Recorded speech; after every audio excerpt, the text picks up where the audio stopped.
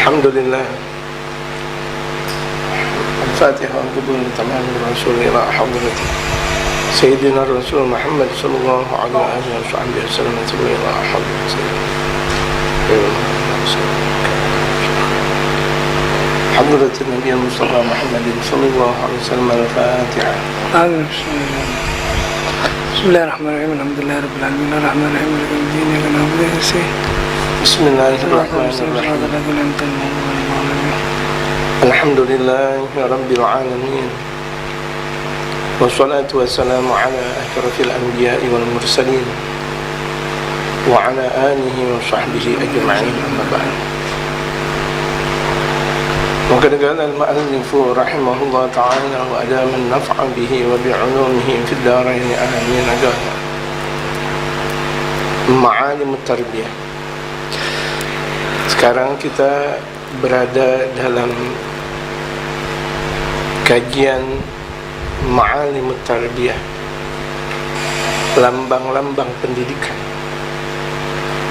Setelah kita membahas tentang daur ayah atau solahul usra fi dauril abawain fi tarbiyah, di jilid pertama, betapa panjang lembarnya Al-Habib Umar membahas tentang solahul usra wa daurul abawain fi tarbiyah.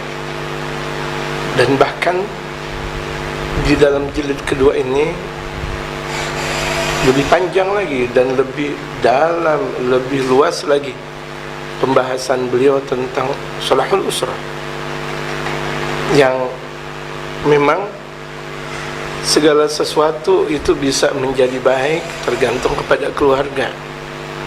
Jangan kita berkata kota kok tidak baik-baik, bermula kepada keluarga. Kok kampung tidak baik-baik, bermula kepada keluarga. Kok tempat ini tidak baik-baik, itu semuanya bermula kepada keluarga. Makanya panjang lebar Al-Habib Umar berbicara tentang solahul usra. Di sini pembahasan tentang ma'alimut tarbiyah, lambang-lambang pendidikan. Apa tuh lambang pendidikan? Apakah lambang pendidikan berbentuk ini, berbentuk itu, berbentuk ini, berbentuk itu? Nah, kita lihat di sini. Di sini Al-Habib Umar berkata istisy'aru khataril mas'uliyah. Ada satu perasaan untuk mengungkapkan pertanggungjawaban, doa wa suhbah, doa dan pendekatan. Ini lambang pendidikan. Jangan kita berdakwah tapi kita tidak pandai untuk berdoa. Jangan kita pandai berdakwah tapi kita tidak pandai mendekat. Ini dua proses bagaimana pendidikan tersebut bakal bisa menjadi baik dan benar. Ad-du'a wa suhbah, ad-du'a wa suhbah, ad-du'a wa suhbah. Karena beliau pandang perlu doa, bahwa segala sesuatunya bisa jadi tidak bisa diungkap kecuali hanya lewat doa. La yaruddul qadar illa doa. Tidak ada yang bisa menolak ketentuan kecuali ditembus dengan doa. Susah kita untuk mendidik anak, susah kita untuk mendidik masyarakat, susah kita untuk mendidik satu perkumpulan. Memang susah kalau itu tidak ditembus dengan doa. Maka penting dengan doa. Dan bagaimana untuk istiqtob? Istiqtob itu artinya menembus masyarakat, agar yang kita dakwahi, agar yang kita ajarkan dekat. Itu namanya suhbah, pendekatan. Pendekatan. Jadi ibarat seseorang itu ketika main layang-layang, bagaikan bagaimana caranya dia mengulur, bagaimana caranya menarik. Ada waktunya untuk diulur, ada waktunya untuk ditarik. Itulah dakwah. Bukan yang namanya dakwah ditarik mulu tuh layangan ditarik, tarik. Akhirnya apa? Akhirnya tuh layangan ada di tangan kita. Kapan dia mau terbang, kapan dia mau berjalan pada arahnya. Atau layangan kita ulur terus, ulur, bisa jadi naik ke atas kehabisan benang, akhirnya ketel namanya atau telap, atau misalnya kita ulur terus akhirnya apa namanya nyungsep gitu di pelataran rumah orang, atau misalnya di apa namanya pepohonan dan sebagainya.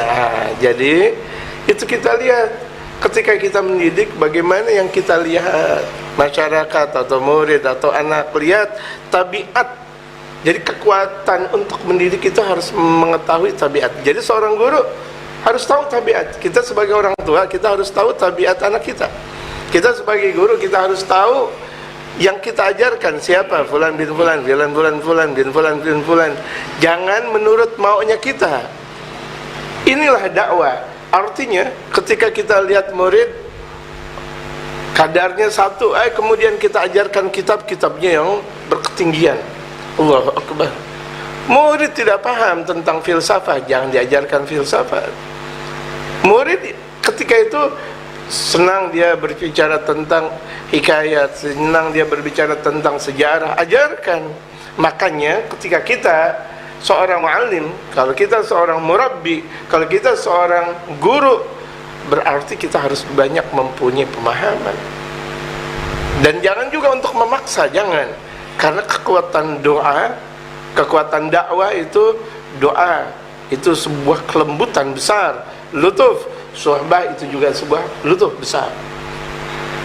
Makanya seringkali mereka para ulama-ulama saleh ketika dalam keadaan mendidik, seringkali mereka membaca wiridan, ya latif, ya latif, ya latif, ya latif, ya latif, ya latif. Maksudnya apa? Untuk dilembutkan diri dia dan untuk juga dilembutkan diri orang yang dididik, anak atau misalnya murid atau bahkan istri. Baca ya latif, ya latif. Kan bisa jadi tuh istri, masya Allah, hengkangnya luar biasa. Disuruh satu, ditinggalin tiga. Padahal yang disuruh satu, yang ditinggalin tiga. Siapa? Istri terkadang. Makanya dalam salah satu sabda baginda Rasulullah Muhammad sallallahu alaihi wasallam, an-nisa nagisatu aqlin wa dinin. Perempuan itu adalah kurang akal dan kurang agama. Nah, kita sebagai suami harus tahu. Kan kita sudah tahu bahwa tabiat perempuan seperti itu. Harus kita tahu. Jangan kita seorang suami diktator atau otoriter. Tidak boleh. Bahkan seorang guru saja tidak boleh diktator atau otoriter. Itu. Betapa dakwah baginda Rasulullah Muhammad sallallahu alaihi wasallam masuk di dalam kehidupan mereka. Masyarakat Arab yang pada akhirnya tembus kepada masyarakat non-Arab. Walau kunta fadlan ghalidhal qalbi lam faddu min hawlik. Walau kunta, andaikan engkau ya Rasulullah, ini di dalam firman Allah Subhanahu wa taala, walau kunta faddan ghalidhal qalbi, kasar dan diktator hati, lam faddu min hawlika, maka orang yang ada di sekitar engkau bakal lari dari engkau. Lari, lam faddu, niscaya mereka bakal berlari min hawlika, dari sekitar engkau. Maka dakwah baginda Rasulullah rahmah. Lihat, doa.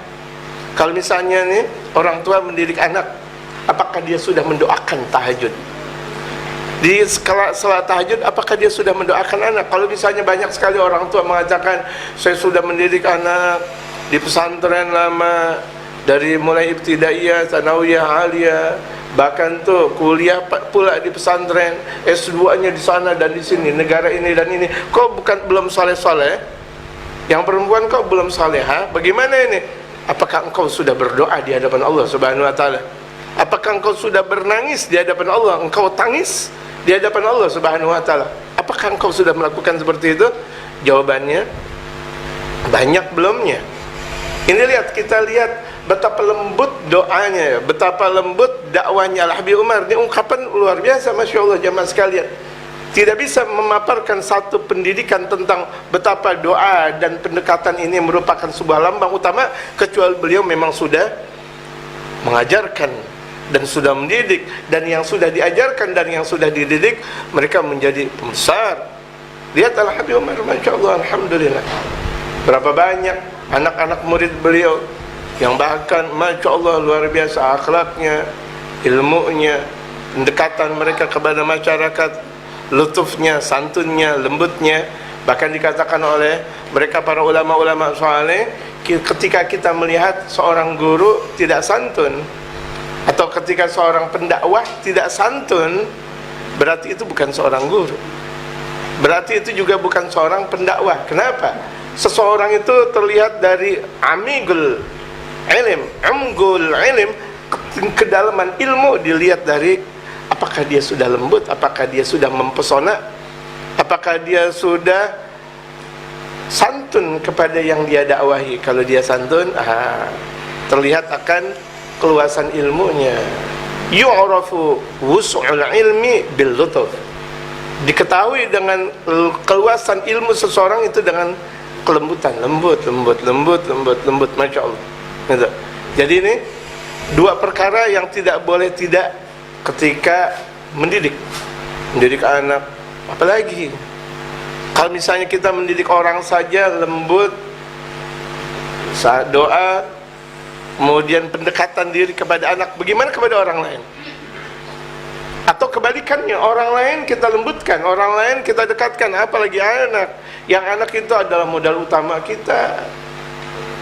Allah nggak berbicara dan nggak minta pertanggungjawaban kita kepada anak orang lain. Allah bakal minta pertanggungjawaban kepada kita tentang anak-anak kita. Nanti di hari kiamat setelah Allah Subhanahu wa taala bertanya kepada kita tentang salat kita, awwalu ma yuhasabu bihil abdu yaumal qiyamah as-shalah.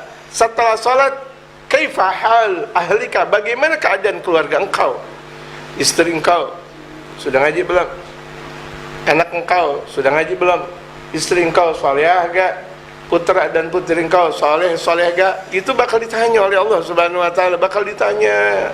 Berapa banyak seorang guru dia mampu mendidik orang tapi dia tidak mampu mendidik anaknya. Banyak nih, lihat, ini miskin dia, ya Allah sayang dia mendidik orang, oh dia ceramah, bahkan bisa jadi dia sebagai seorang ahli di atas mimbar, singa mimbar, singa podium, oh hebat. Tapi di hadapan anaknya dibiarkan begitu saja antara maghrib dan isya.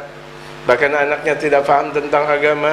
Ya Allah, kalau misalnya tuh dia zikir luar biasa, godiknya luar biasa banyak, la ilaha illallah luar biasa, anaknya diajak zikir gak? Luar biasa tasbih, saking banyaknya dia putar sampai berkilat, Masya Allah. Benar, anaknya ikut zikir gak? Masya Allah, cuma Masya Allah. Ini yang prioritas kita. Bagaimana anak kita? Mereka aslafun salihun. Sebelum mereka meninggal dunia, mereka sudah mempunyai anak saleh dan salihah. Mati satu, tumbuh 1000. Jadi aslaf kita, para aslafun salihun, bagaikan pohon apa? Pohon pisang. Pohon pisang satu ditebas, kemudian di sekitarnya anaknya banyak, anak banyak. Tuh lihat, satu ditebas. Begitu aslaf kita. Ulama-ulama kita terdahulu, orang-orang kita terdahulu, ketika mereka meninggal dunia, tidak mereka meninggal kecuali mereka sudah mempunyai anak yang saleh dan salihah. Al-ma'lamul awwal, lambang yang pertama. Ini di sini ada 3 lambang. Bagaimana dilihat dalam perspektif Habib Umar? Istisy'aru khataril mas'uliyah. Perasaan, ungkapan pertanggungjawaban. Ini yang perlu nih. Kita betul-betul mempunyai tanggung jawab. Kalau seorang guru mempunyai pemahaman seperti ini, maka dia ketika dalam keadaan berdakwah nggak ngarepin fulus. Fi fulus, oh hebat, fi fulus manfus, itu misalnya. Enggak.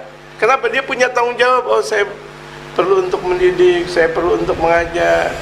Fulus, fi iskal, fi fulus, fi iskal juga. Tuh lihat, mereka ikhlas. Bahkan mereka kaum salihin, sebagaimana telah dikatakan oleh Habib Muhammad bin Abdullah Al-Haddad, guru dan mertua Al-Habib Umar. Kalau seorang dai atau seorang guru masih mengharapkan belas kasihan orang, masih mengharapkan gula, masih mengharapkan gula aren, atau masih mengharapkan ini dan sebagainya, atau kopi, atau apa namanya, atau bahkan mereka tidak pernah mengharapkan jazakallah khair, nggak pernah mengharapkan gitu, udah dakwah saja. Ini yang disebut dengan ad-da'il mukhlis, seorang pendai, seorang yang mengajak agama dengan keikhlasan. Memang benar yang disebut dengan ikhlas, apakah tidak dibayar? Betul, tetapi diri sang pendakwa dan diri sang guru tersebut Ikhlas karena Allah Subhanahu wa taala.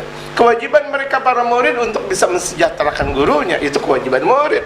Mau dijalankan itu tergantung kepada muridnya. Murid mau bermanfaat silakan, nggak bermanfaat juga silakan. Tapi kewajiban guru, kewajiban mereka para ulama, kewajiban mereka kaum salihin ngajar tanpa mengharapkan belas kasihan. Belas kasihan. Lihat Al-Imam Sufyan Ats-Tsauri, betapa luar biasanya beliau. Saking beliau tidak mempunyai makan yang buat beliau makan sehari-harinya dan bahkan buat anak-anaknya, padahal ketika itu beliau mempunyai murid banyak. Beliau sangat terkenal, imam besar Al-Imam Sufyan Ats-Tsauri. Al-Imam Sufyan Ats-Tsauri seorang yang besar, tapi apa?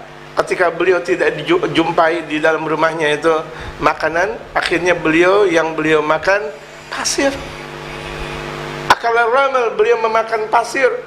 Hatta biyaddat wajhu, sampai mukanya itu menghijau.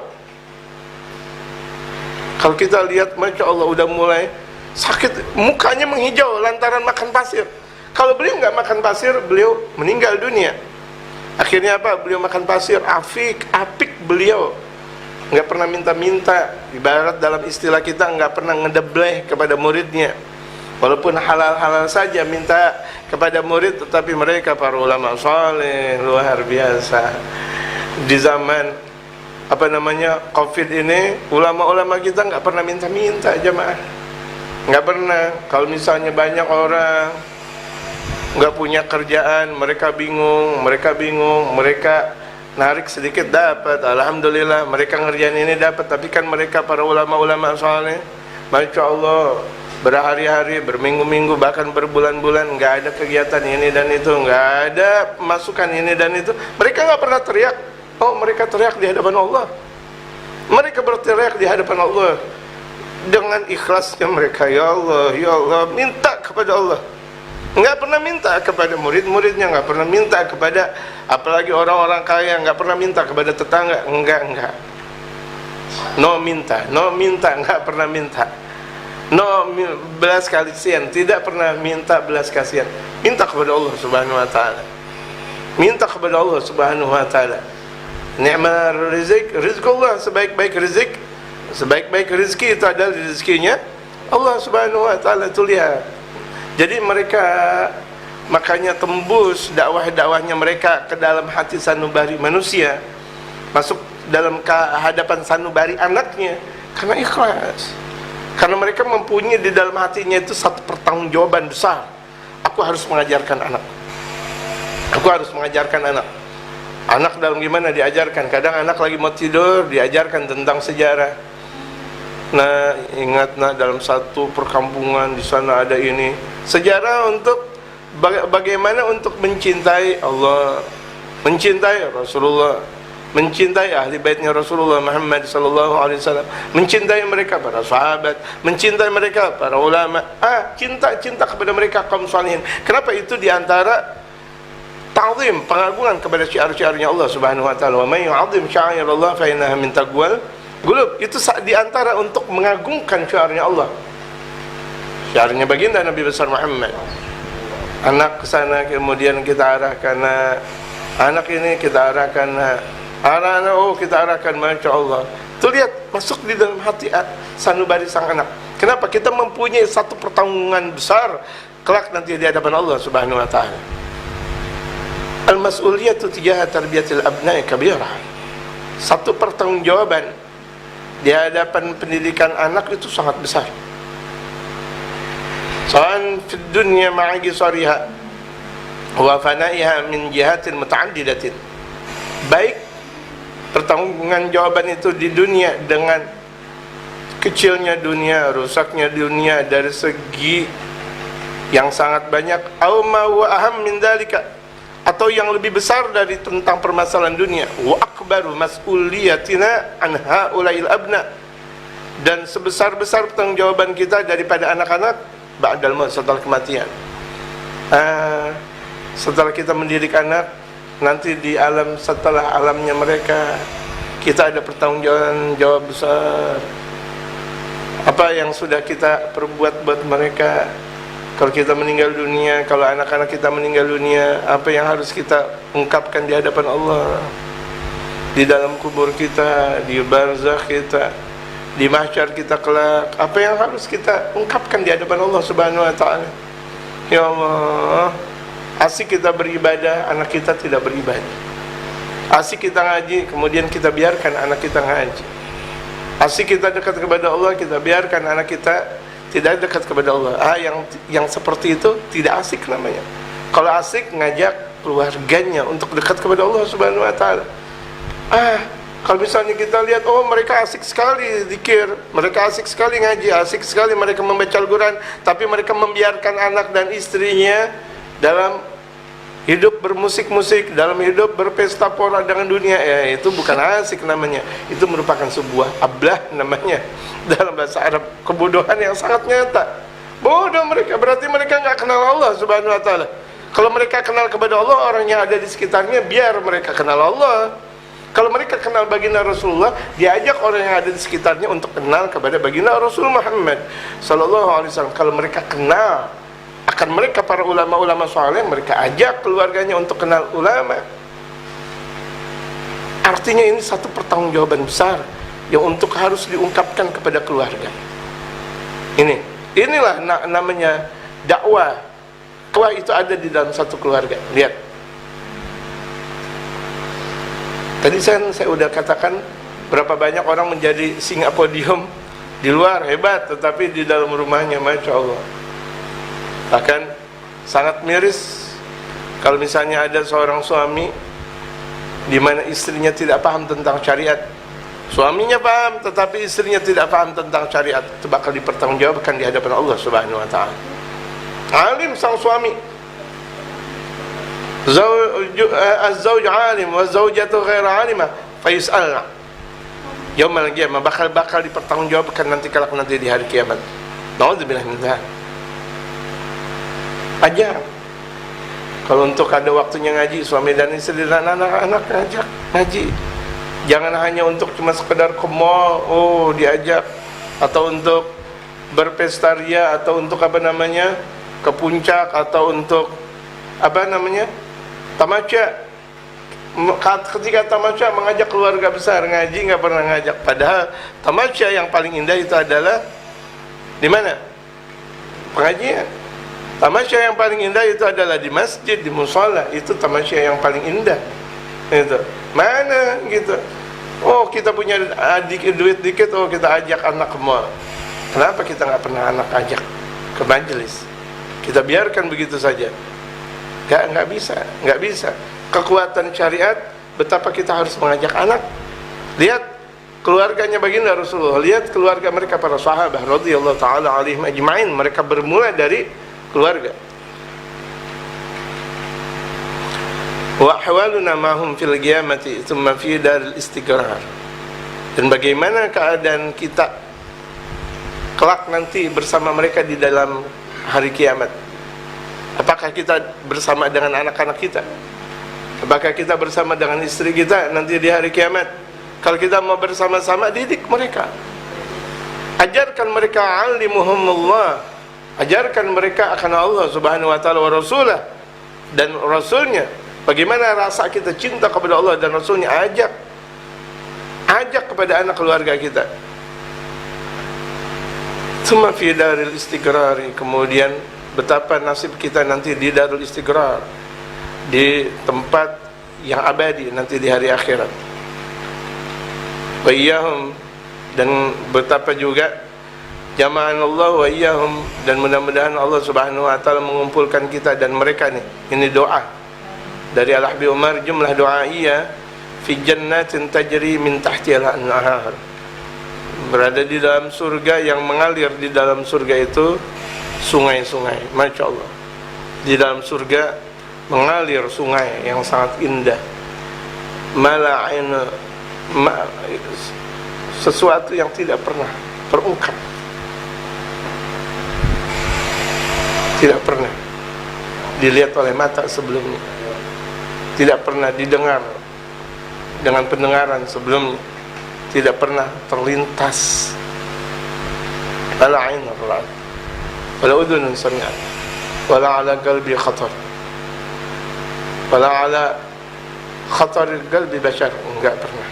nggak pernah terungkap lewat ungkapan-ungkapan hatinya manusia. Saking artinya apa? Kita berbicara tentang surga indah, kenyataannya jauh lebih indah lagi. Kita mengatakan bahwa surga itu hebat, kenyataannya jauh lebih hebat lagi. Itulah surga. Fanahnu ala maratib. Kita berada di dalam derajat-derajat.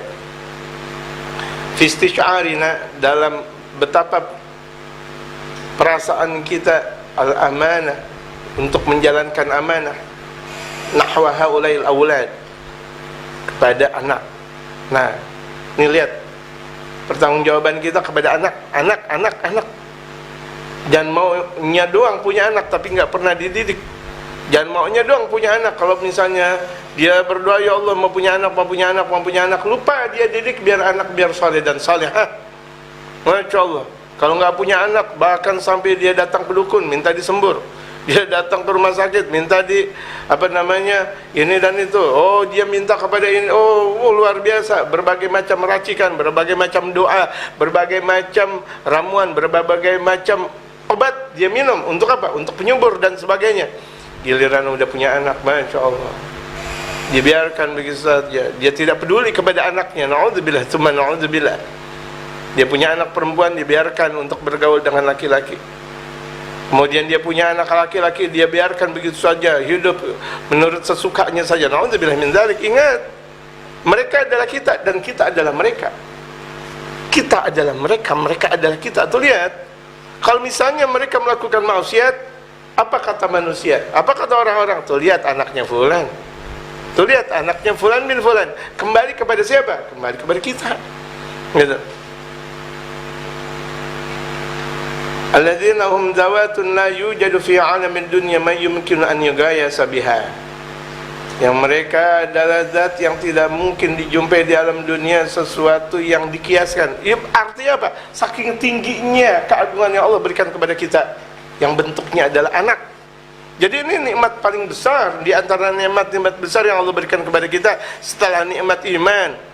Kemudian setelah nikmat Islam, setelah nikmat kita menjadi umat Nabi Muhammad, setelah nikmat kita menjadi manusia, kemudian kita mempunyai anak, itu di antara nikmat-nikmat besar jemaah sekalian. Kita mempunyai anak nikmat besar. Agungkan nikmatnya Allah Subhanahu wa taala. Dengan apa? Kita menjaga anak. Wajar Allah Subhanahu wa taala seringkali dalam ungkapan-ungkapan dari mereka kaum salihin, ya ayuhan nas qu anfusakum wa ahlikum nara. Mereka lagi berkata, ya ayuhan nas qu anfusakum wa ahlikum nara. Wahai manusia, jaga diri kalian dan keluarga kalian. Tuh lihat, qu anfusakum wa ahlikum, dan keluarga kalian.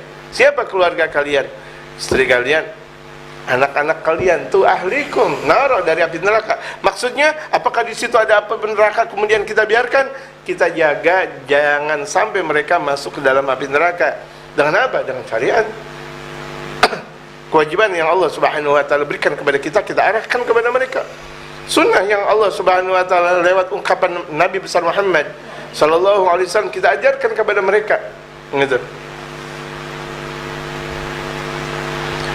Hadarna marratan, kata Al-Habib Umar, kami pernah satu waktu datang takrimatan fi Bagistan. Kami pernah datang untuk menghormati di negeri Pakistan, limunsyidin, mendengarkan seorang munsyid yang mengungkapkan dengan nasyidah-nasyidahnya fi madhin Nabi sallallahu alaihi wasallam, dalam memuji Nabi sallallahu alaihi wasallam. Aradu takrimatahu, kemudian mereka manusia menghendaki untuk menghormati munsyidin dengan suara yang bagus, ya kan, dengan suara yang bagus. Kemudian orang-orang menghormatinya. Seperti kalau misalnya kita dengar ya ahlan baitin nabi dengan suara yang indah. Makanya kalau misalnya orang yang tidak mempunyai suara yang indah, jangan qasidah. Kenapa? Muyengin. Ada orang suaranya jelek, kemudian ya ahlan bait, oh enggak enak. Juga kalau misalnya yang kira-kira suaranya enggak enak, enggak usah terdengar suaranya dengan lika-liku Al-Quranul Karim. Yang membaca Al-Quranul Karim dengan bagus-bagusnya, apalagi dengan speaker, adalah orang yang memang suaranya enak.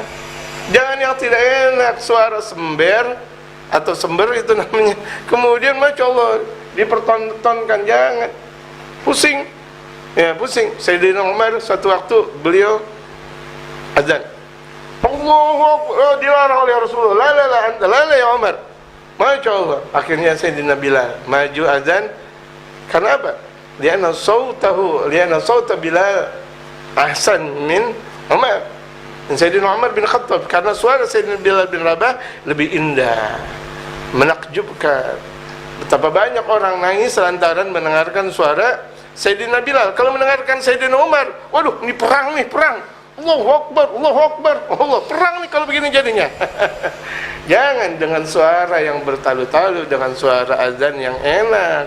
Begitu juga munsyid, gitu. Kalau ada munsyid suaranya yang enak, berhenti jadi munsyid atau diberhentikan. Kenapa? Emang tidak layak sebagai munsyid. Nah, ini di Pakistan, Habib Umar pernah hadir, ada orang baca qasidah suaranya indah, bagus. Orang-orang menghormati, aradu takrimatahu, kemudian mereka mau memberikan penghormatannya.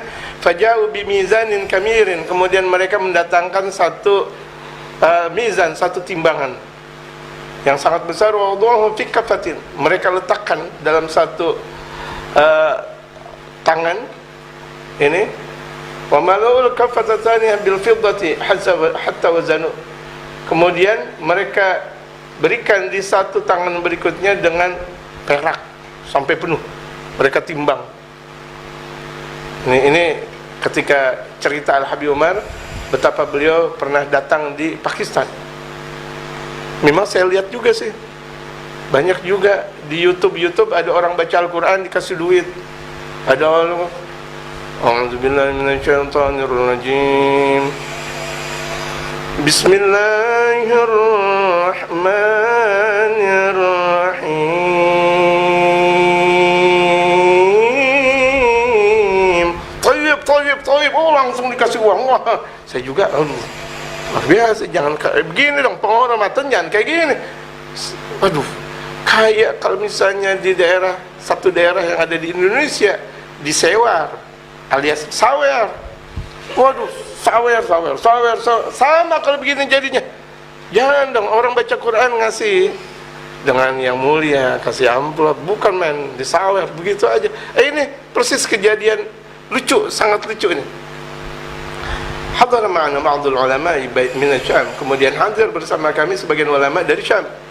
Bukan hanya Habib Umar saja yang diundang, tapi beberapa ulama dari Syam datang pula. Faqala, kemudian tu berkata, adun anna hadzal amal laysa amalan sahihan. Aku pikir nih, kata ulama Syam, ini bukan perbuatan yang benar kalau begini jadinya. Li'anna al-insana la yumkinu an yuzana bi fiddatin wala bi dhahabin. Karena manusia enggak bakal mungkin ditimbang dengan emas atau perak. Tidak bakal mungkin ditimbang dengan perak atau emas di sini. Wala bi ghairi ma, atau dengan yang lainnya, atau dengan duit dan sebagainya. Tidak enggak pantas. Kata ulama Syam. Wa yakfi an yajriya syai'un min at-takrimati ta'biran an al-i'dhami wal ikram.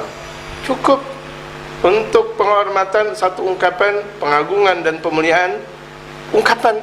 Kalau misalnya mengasih duit atau mengungkapkan apa semuanya dan sebagainya, ada satu ungkapan yang indah, atau mengasih parcel, atau misalnya mengasih mobil, atau mengasih apa, tidak modelnya seperti itu.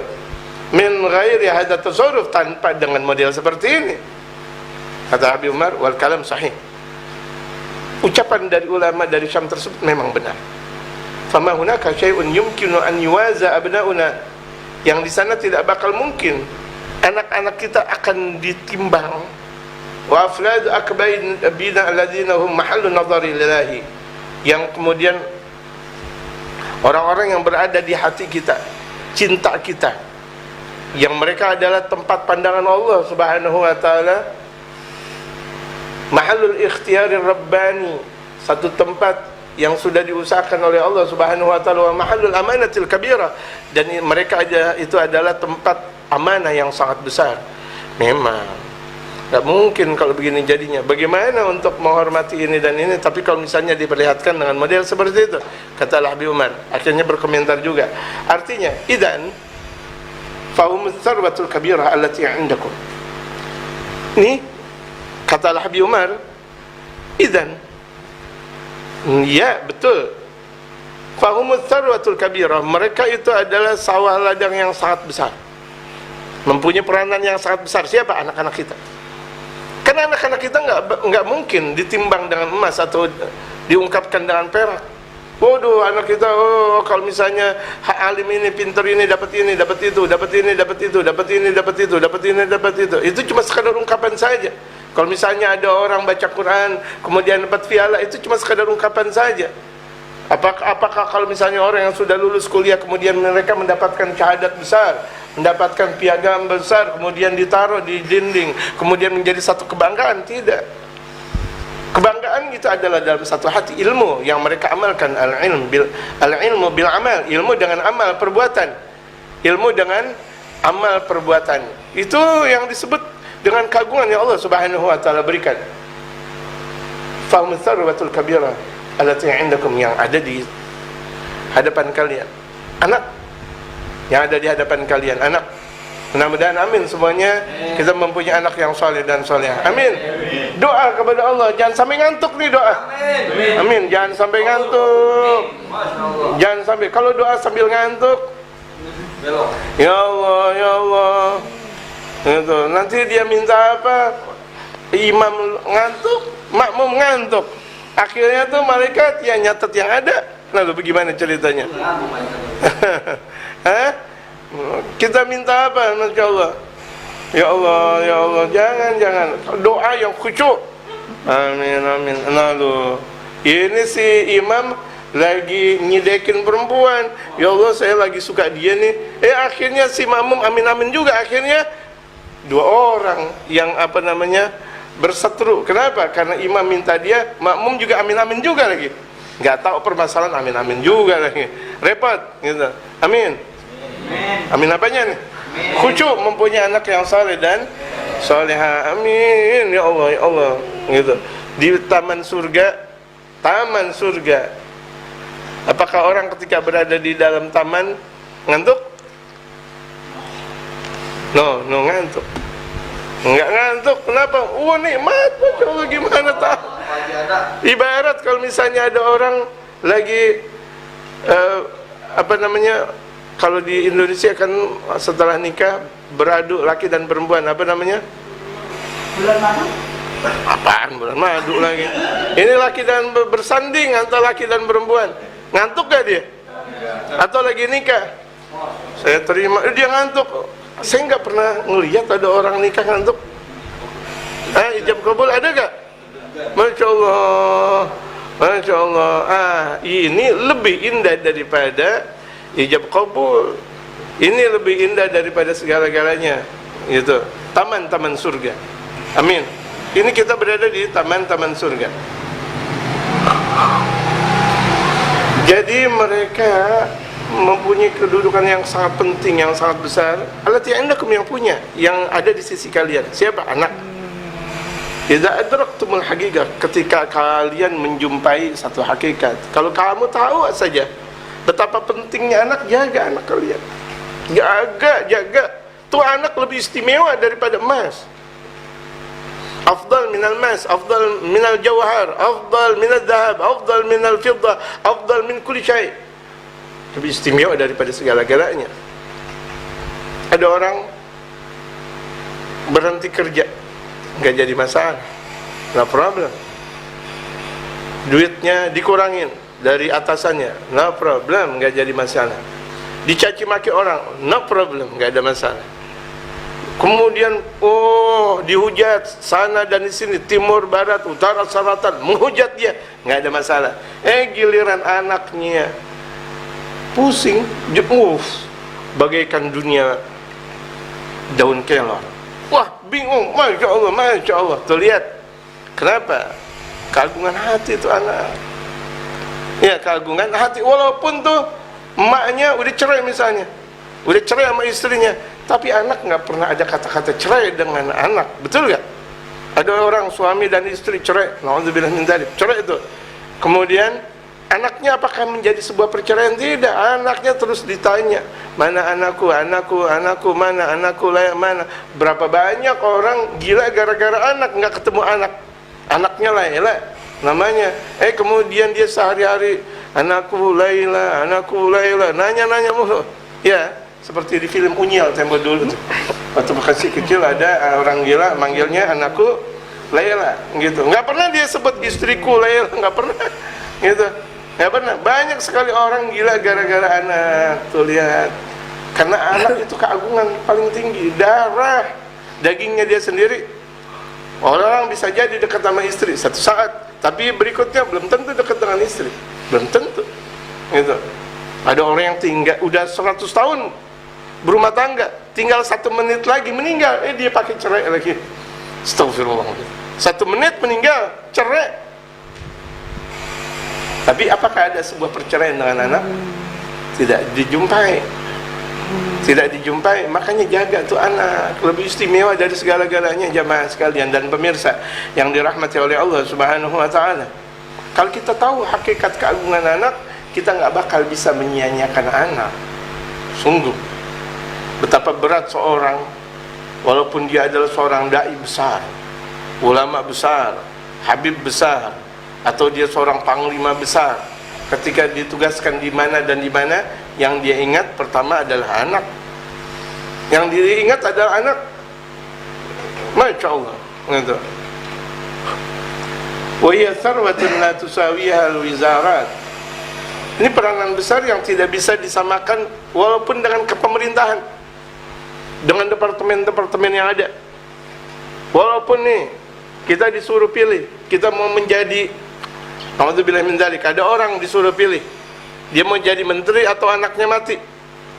Tinggalin tuh menteri, ngapain gue jadi menteri katanya kalau pada akhirnya anak mati. Tuh lihat. Tapi berapa banyak orang sibuk kerja, dia melupakan anaknya. Dia sibuk kerja, dia melupakan anaknya. Padahal anak amanah yang paling utama yang Allah Subhanahu wa taala berikan kepada dia. Dia lupa, dia kerja berhari-hari, berbulan-bulan. Masya Allah. Tujuannya kan saya kerja buat anak. Harta buat anak. Anak yang mereka harapkan tidak cukup dengan harta sebagaimana biasanya, tetapi yang mereka impikan dan mereka jadikan keagungan adalah sentuhan kasih sayang dari orang tua. Betapa anak perlu dicium oleh orang tuanya. Satu waktu Sayyidina Rasul, di hadapan ada Sayyidina Hasan dan Al-Husain. Kemudian ada di sana ada seseorang mempunyai anak. Ketika itu Rasulullah bertanya kepada orang tersebut, engkau mempunyai anak, apakah engkau enggak? Ketika melihat Rasulullah mencium Sayyidina Hasan dan Al-Husain, cium sambil bercanda. Orang tersebut berkata, engkau cium anak tersebut? Apa jawaban Rasulullah? Engkau apakah mempunyai anak? Ya. Apakah engkau tidak pernah mencium? Enggak. Diungkapkan oleh baginda Rasulullah di antara hati yang kesat, hati yang garang, hati yang kotor, di mana dia tidak pernah mencium anak. Enggak pernah mencium anak? Allahu Akbar. Aneh. Apalagi anaknya masih kecil. Ibarat dia baru bangun tidur juga, ibaratnya bau apa namanya? Bau iler, udah bagaikan bau bedak. Anaknya, tapi anak orang lain boro-boro. Enggak lah. Anak orang lain anak cium. Tuh, padahal kita tahu, Masya Allah, ada 100 anak tidur di satu ruangan. Kita tahu, baunya anak aja kita tahu anak kita. Mana nih anak kita baunya gitu? Masya Allah, kita tahu. Kita anak kita gemuk, yang lain juga gemuk. Atau anak kita kurus, yang lain kurus. Kita tahu. Dari belakangnya aja kita tahu itu adalah anak kita. Tuh lihat. Nanti di akhirat pun seperti itu juga. Di antaranya banyaknya anak-anak, Masya Allah, kita tahu mana anak kita. Apalagi di dunia yang sekarang ini, pertanggungjawaban kita besar jamaah. Ayo, tuh lihat yang diungkapkan oleh Al-Habib Umar, benar semuanya. Walad dual, bahkan lebih besar daripada negara. Lebih besar daripada negara. Mau negara apapun, anak lebih istimewa. Ada orang demi negara dia tinggalkan anak. Demi negara dia lalaikan anak, maksud saya dia lalaikan anak. Salah. Anak nomor satu. Ketika dia sudah betul-betul mendidikan anak menjadi anak yang soleh, berarti dia sudah membaguskan dan mengharumkan negara. Tapi kalau ada orang Oh, saya sibuk dengan negara, saya sibuk dengan negara. Pada akhirnya anaknya menjadi anak yang tidak soleh dan soleha. Dia tidak mengabdi kepada negara, sungguh dia mengabdi kepada dunia. Apakah itu yang disebut dengan membaguskan negara atau memberikan keagungan kepada negara? Salah, itu terbalik, jamaah sekalian.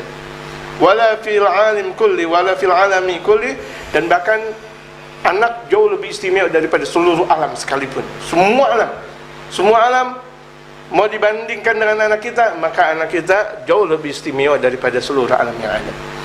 Jamaah sekalian, di akhir pengajian kita ini kita dengarkan Al-Habib Saleh bin Muhammad Maula Dawilah alladhi yata'allaq bi salahil usrah wa dawril abain fi tarbiyah alladhi kan ma qara'na fi hadal kitab wa ilahi falyatafaddal ma'jur.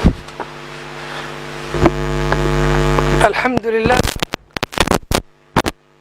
alladhi fataha lana babal usul ilaih. Segala puji bagi Allah Subhanahu wa taala yang telah membuka kepada kita pintu untuk sampai kepada Allah Subhanahu wa taala. Bidzikrih wa bifahmi ma'ani ayatih wal murad minha. Dengan menyebut dan memahami ayat keagungannya Allah Subhanahu wa taala berikut pengertian. Wa nusalli wa nusallim 'ala al-mursyid wal mu'allim al-hadi ila tariqis sawabi wal rasyad.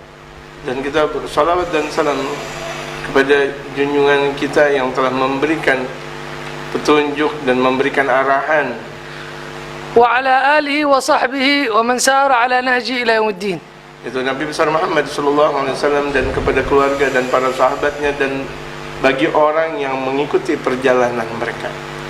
Amma ba'd, Adapun setelah itu, في هذا الكتاب الذي سمعتوه قبل لحظات kitab yang sebagaimana kalian dengarkan sebelum ini, تكلم المؤلف عن استشعار عظمة المسؤولية.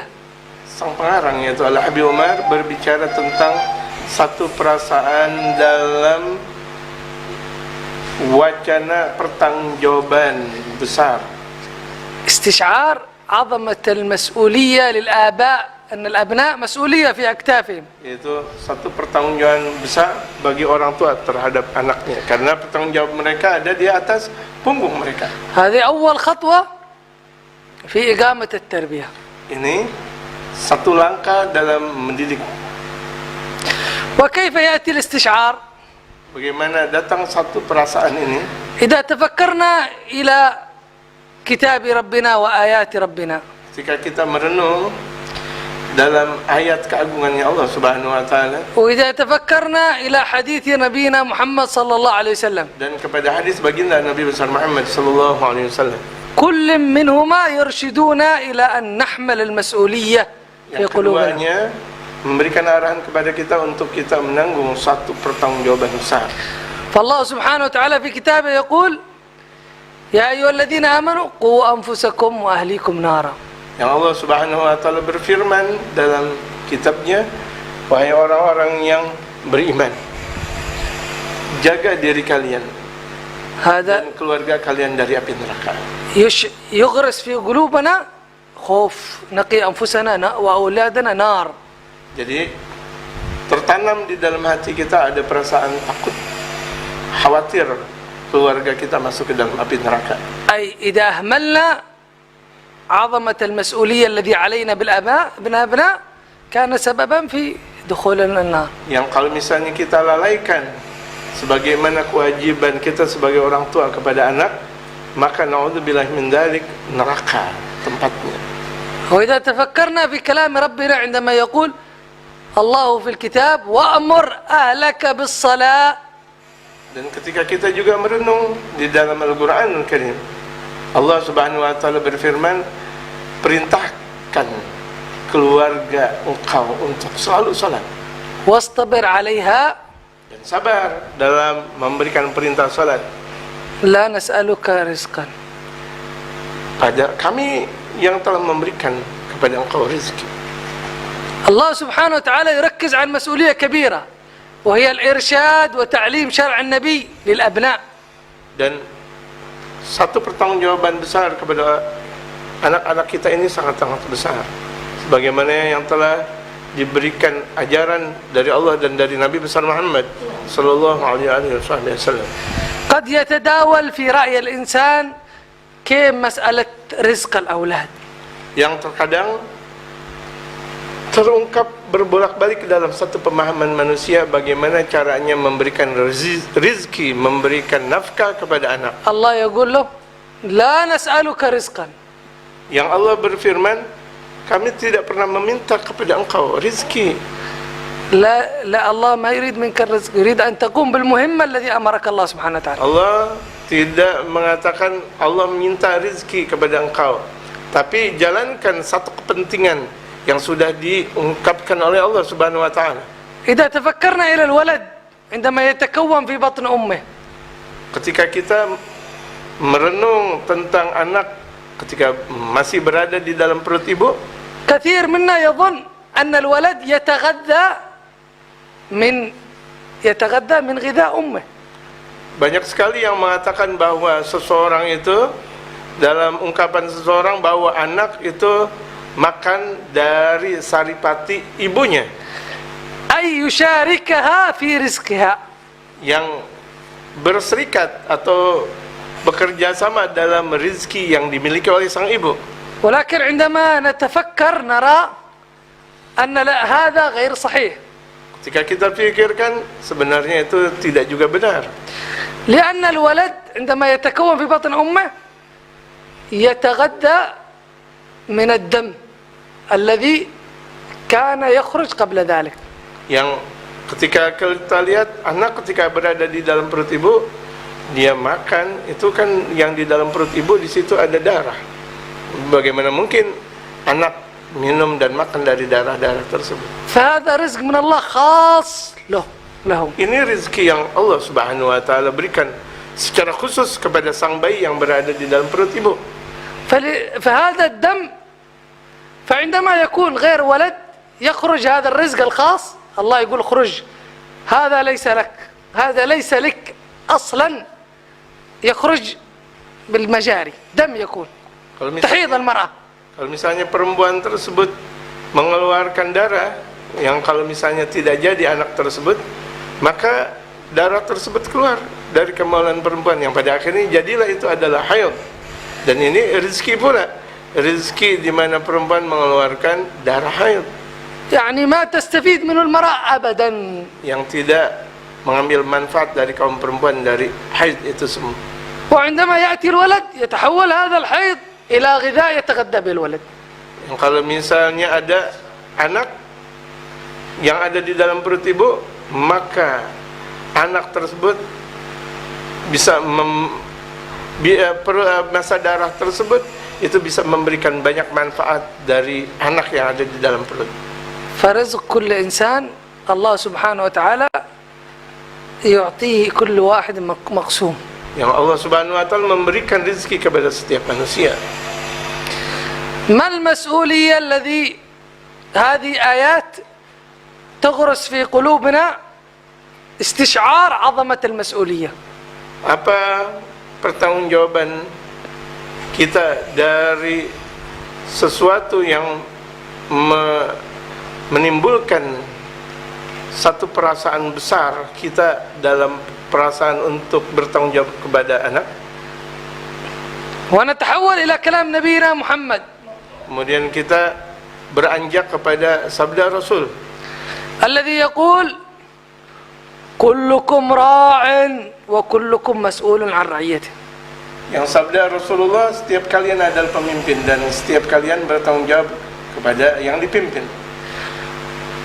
فالرجل راع في بيته ومسؤول عن رعيته. Seseorang bertanggung jawab di dalam kepemimpinannya dan seseorang bertanggung jawab apa yang telah dia pimpin. والمرأة راعية في بيت زوجها ومسؤول عن رعيتها. Dan seseorang bertanggung jawab, yaitu perempuan bertanggung jawab di rumah suaminya dan dia mempunyai satu tanggung jawab besar dari apa yang dia pimpin. ثم يكرر ويقول وكلكم راع وكلكم مسؤول عن رعيته.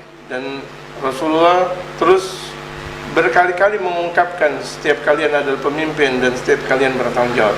ثم يغرس فينا عظمة المسؤولية ويقول رسول الله مروا أولادكم بالصلاة ل7. Kemudian terbersit di dalam hati kita dalam sabda baginda Rasul Muhammad sallallahu alaihi wasallam, perintah anak kalian salat di usia 7 tahun. ويقول رسول الله ما نحل والد ولده مثل أدب حسن. Dalam sabda baginda Rasul Muhammad sallallahu alaihi wasallam, tidak seseorang mendapatkan karunia besar sebagaimana seseorang mendapatkan anak yang baik. فإذا عرفنا هذه المسؤولية نسعى في تقويم أولادنا. Kalau kita tahu ini adalah satu bentuk pertanggungjawaban besar, kita berusaha untuk mendidik anak بإرشادهم dengan memberikan pengajaran kepada mereka, وتوضيح لهم الحق والباطل. menjelaskan kepada mereka yang hak dan yang batil. من هذه المسؤولية أحد الصالحين قال ما أحببت البقاء بالدنيا. Dari pertanggungjawaban inilah mereka kaum salihin berkata, aku tidak suka untuk berlama-lama hidup di alam dunia إلا لشيئين: kecuali lantaran 2 perkara. قيام الليل وتعليم الأولاد. بغينا نعيش حتى نعلم الأولاد. Yang pertama yaitu bangun malam, menghidupkan malam dengan ibadah, dan yang kedua untuk mengajarkan anak. Lantaran 2 tersebut aku mau hidup di alam dunia.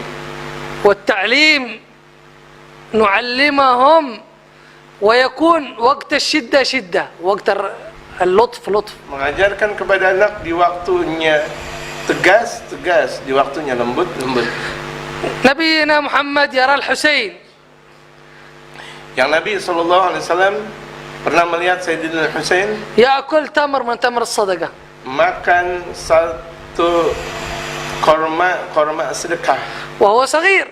yang tidak diketahui orang siapa yang memberi korma tersebut, padahal ketika itu Sayyidina Husain masih kecil. يمسك النبي ويقول له تخ تخ ويقلبه يشد عليه حتى أخرجها. Kemudian baginda Rasulullah berkata kepada Sayyidina Husain, keluarkan, artinya muntahkan sampai keluar korma tersebut dari mulut Sayyidina Husain. فكيف نبينا محمد أين اللطف يا رسول الله؟ Kemudian mana lembutnya ya Rasulullah? لأن هذا محل تأديب وتعليم. Karena ini adalah waktunya untuk mengajar. ولما كان في الصلاة يأتي أحد من الأطفال فالنبي يصبر عليه وهو في كتفه. Ketika hadir di dalam salat, beliau sabar sekali, di mana baginda Rasulullah berserta cucunya itu berada di punggung Rasulullah Muhammad sallallahu alaihi wasallam. فالاعتدال ضروري منه. Kita wajib mengikuti Rasulullah. هنا لما تكلم صاحب الكتاب وقال أن الأولاد أعظم من الأموال والحكومات والذهب والفضة. Yang di sini Al-Habib Umar berkata bahwa anak lebih istimewa, lebih agung daripada harta, daripada emas dan sebagainya. ليس مقصود أن تعطيهم الأموال كلها. Bukan artinya dikasih duit semuanya. المقصود أن لا تشغلك الأموال والحكومات عن إقامة التربية والتعليم. Maksudnya bagaimana kita tidak disibukkan untuk mengajarkan anak daripada kedudukan, daripada kepemerintahan, daripada dunia dan isinya. أما إعطاهم كثير المال أغلب شيء هذا يفسد. Kalau misalnya ngasih banyak harta, kebanyakan bakal menjadi rusak. قالوا الشباب والفضاء والمال مفسدة للمرء أي مفسدة. Kemudian generasi muda, waktu kosong, harta itu kerusakan dari berbagai macam bentuk kerusakan. حتى يقولون في تربية الصبيان يقول لك ينبغي أن يوم من الأيام أن لا يأكل أكل بلا إدام. Bahkan dalam satu waktu itu dikatakan makan tanpa lauk. يعرف الولد أنه كذا يوم يكون يوم ما يكون Biar anak tahu hari ini makan ini, hari itu makan itu. فيتعلم كيف عاش الصالحين. Agar anak tahu bagaimana caranya makannya orang-orang saleh. أسأل الله أن يحققنا بهذه المعاني. Mudah-mudahan Allah memberikan pemahaman seperti ini. ويوفقنا لتربية الأولاد Amin, amin. لأنها من أعظم الأشياء وأصعب الأشياء. Amin. حققنا بذلك، فقينا بذيك، والهمنا رشدنا، والهمنا ما يصلحنا، والهمنا ما يصلح أولادنا، والهمنا إقامة هذه المهمة الذي وكلتنا علينا. وصلى الله على سيدنا محمد وآله وصحبه وسلم. Demikian jamaah sekalian, mudah-mudahan bermanfaat buat kita sekalian apa yang beliau ungkapkan dari ungkapan-ungkapan beliau. Alhamdulillah ghafuri lil 'abdi dzil ghururi wal farji fil umuri wa hamabatil qubur